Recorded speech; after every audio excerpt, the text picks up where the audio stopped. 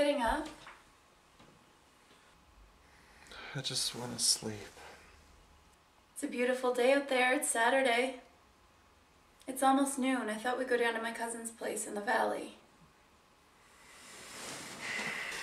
Not today, I'm too tired.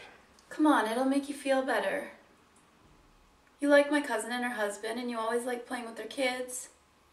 Come on, get up. You can't stay in this bed all day. Why won't you just let me sleep? You know I don't like going places. So you're not going to go anyplace ever again? What kind of a life is that? For either of us. You go have fun. You don't need me to have a good time. No, but I want you with me to have a good time. Come on, get up, please. Are you enjoying ripping our marriage apart? How can there be an us if you don't put any effort in? I know you're not yourself. You're depressed. But you're not going to get any better staying in this bed all day. Please get up. For me. I'll show you a good time today, I promise you.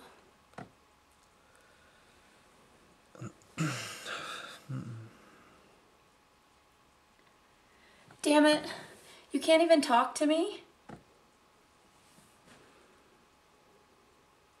So you're in pain? You want me to hurt too? Well, it's working. 'Cause what hurts you hurts me.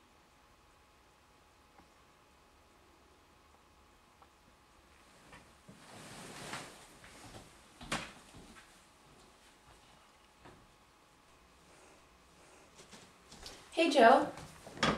Can I ask you about the last scene? Yeah, sure. I guess I just don't understand where we're going with my Anna-Beth character. Are we trying to show her as spiteful or vindictive? No.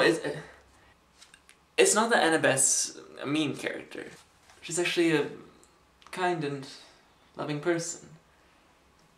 But she's only human, and she's getting frustrated. I mean, she's trying to help her husband, but he just keeps on getting more and more withdrawn. But why would she pull away from him just when he's starting to come around? I think sometimes when we love someone so much, we can only be hurt that much more by that person. I mean, I think she's at her breaking point. No matter how much love we might have in us, we don't always have the best way of showing it. Especially if we're not doing too hot ourselves.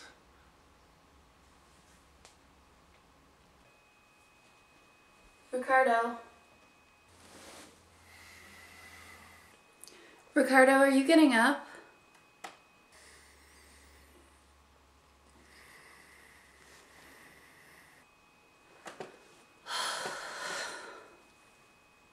You could at least change your shirt. You've been wearing the same clothes all week.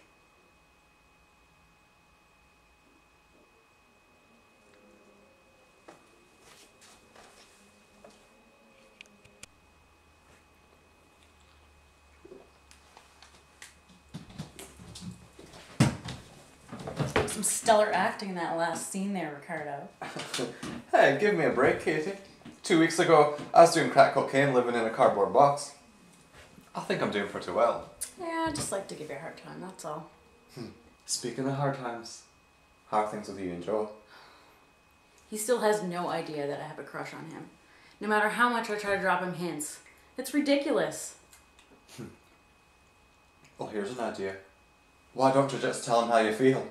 Yeah, and what would I say? Hey Joe, I know you're in love with Mindy and all, but I've had the biggest crush on you for the last year. Yeah, it's perfect. No. At least you'd know how you feel. But I want what every girl wants growing up. I want the whole fairy tale romance story. I want Joe to look at me the way that he looks at Mindy And to know that I feel the exact same way about him. Hmm. And no fairy tale starts with a girl walking up to a guy telling him she's in love with him. It just doesn't happen. Aye, but Katie, who says how love has to happen? Who says it can't start with a direct and honest conversation? Sometimes the strongest love happens when you least expect it to. Maybe it's a love that's lost that shines the brightest when it's been rekindled, after each person realises what they've been missing, and then figures out how to show that love. You do have a point. Are you high? A wee bit, yeah.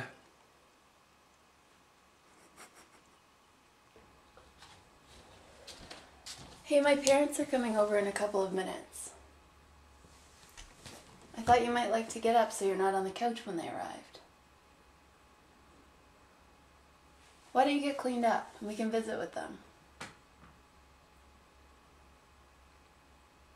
They're bringing the dog with them.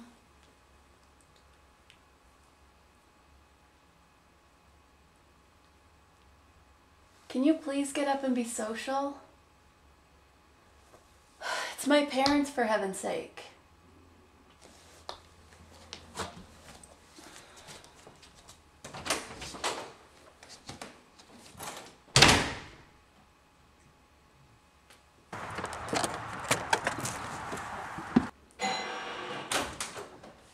That's them. Come on, get up, will you? Mom, Dad. Happy birthday, darling. Oh, you brought me a present. And cake. Thank you. How was your drive? Oh, don't even get me started on Hi, that. guy. Is he okay?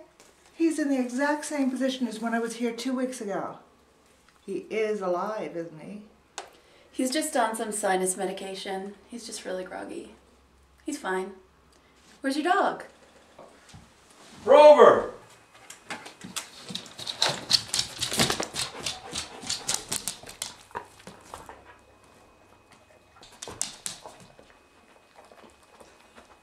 I was just joking before, but he is alive, isn't he? He's fine. Something's not right about that boy. He's got funny vibrations coming off him. Plus he tastes funny. A bit like cabbage and day old beer. Mom, stop that! I was just trying to help. Look at him. Poor thing. Maybe he's possessed. Like with an evil spirit or something. Have you tried an exorcism?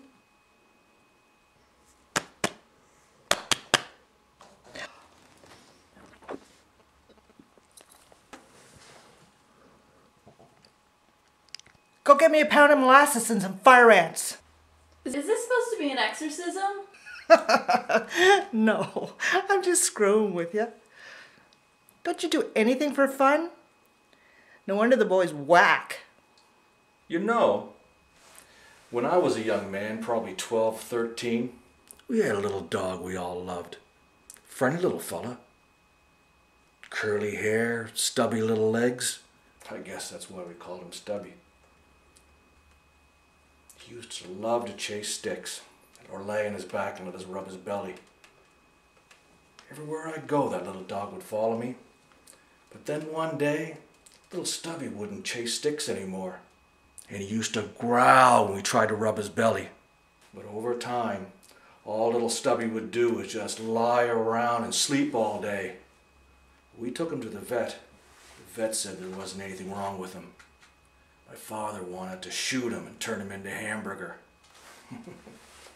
What? Was the depression. Yeah, we pretty much lost all hope in little Stubby. But then one day when I came home from school, my father said that a rich man dropped by the house and put a lot of attention on little Stubby. Yep, paid him $2, which was a lot of money back then. I remember that day like it was yesterday. We had meatloaf for supper. What a terrible story.